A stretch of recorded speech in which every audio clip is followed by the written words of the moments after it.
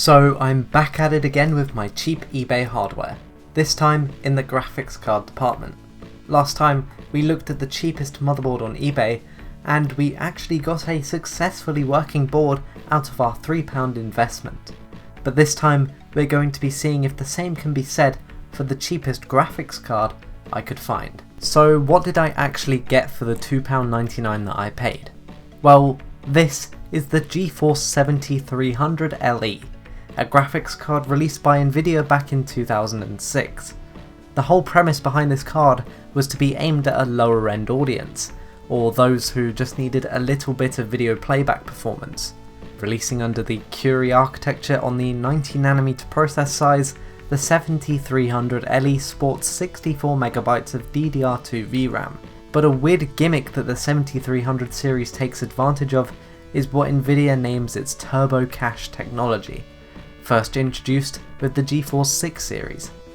The idea of this is that the card is able to take advantage of physical system memory for its VRAM, which greatly expands the card's frame buffer. Overall, aesthetically, the card looks decent. This version is sporting a rather nice red PCB with a pretty average and quite honestly wimpy low profile cooler. The only problem with this card is a big deal breaker. The fact that it only supports up to DirectX 9, which really screws you over in terms of modern game titles, and in my experience, the newer games that actually support DirectX 9 are still temperamental to get working. For this reason alone, we weren't able to test the following games. BeamNG Drive wouldn't work even with the DirectX 9 beta enabled, Euro Truck Simulator 2, Rise of the Tomb Raider, GTA 5, and the newest title on the list, Halo's Master Chief Collection, wouldn't work either.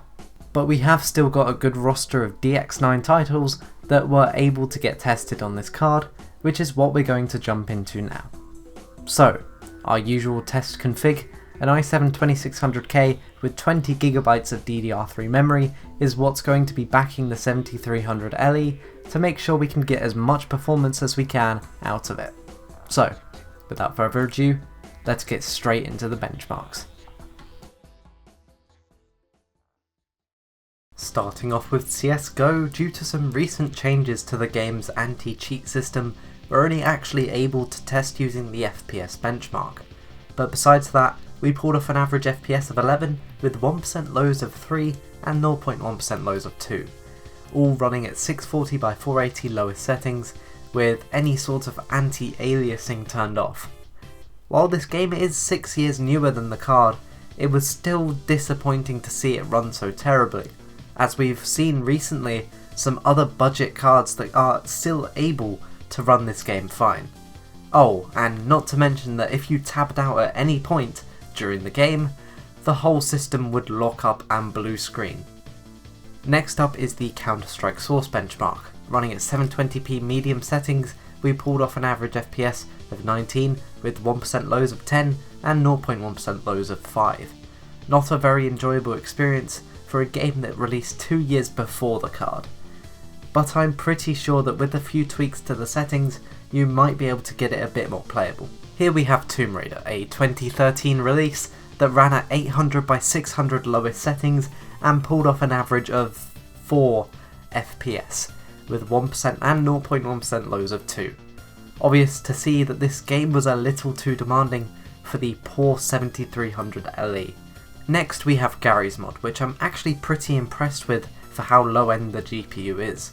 Running at 720p medium, we pulled off an average FPS of 24 with 1% lows of 9 and 0.1% lows of 3.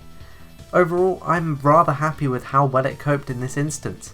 Next is Minecraft. Running at 720p fast settings on survival, we pulled off an average FPS of 16 with 1% lows of 7 and 0.1% lows of 6. Going over to creative free roam, we pulled off an average FPS of 20 with 1% and 0.1% lows of 8. Overall, it wasn't that smooth of an experience. Now we have Left 4 Dead 2, which we turned down to 480p lowest settings to pull off an average FPS of 23, with 1% lows of 9 and 0.1% lows of 8. And overall, it ran okay for the hardware we're running. And to finish us off, As we can't test GTA 5, I instead chose to test GTA San Andreas. Running at 720p high settings, we pulled off an average FPS of 8 with 1% lows and 0.1% lows of 2. And along with the terrible scores, we also suffered with terrible input lag. Overall, pretty disappointing experience from a game such as San Andreas. So, what are my final thoughts and evaluations of this card? Well, considering it wasn't even that good when it released back in 2006, it's no wonder that throwing some more modern titles at it almost destroyed the card. To prevent it from overheating during the benchmarks, I had to throw on an Intel stock cooler fan just to give it a bit of extra airflow. Now, I mentioned earlier about blue screening, which happened on numerous occasions throughout the benchmarking experience, and that's actually to do with the turbo cache system that the card uses. See, when the card is trying to access the system's memory, it actually interrupts whatever the CPU is doing in order to pull that extra memory bandwidth. This is because the only way to get to that system memory is through the CPU, and that's exactly where the PCIe lanes feed into.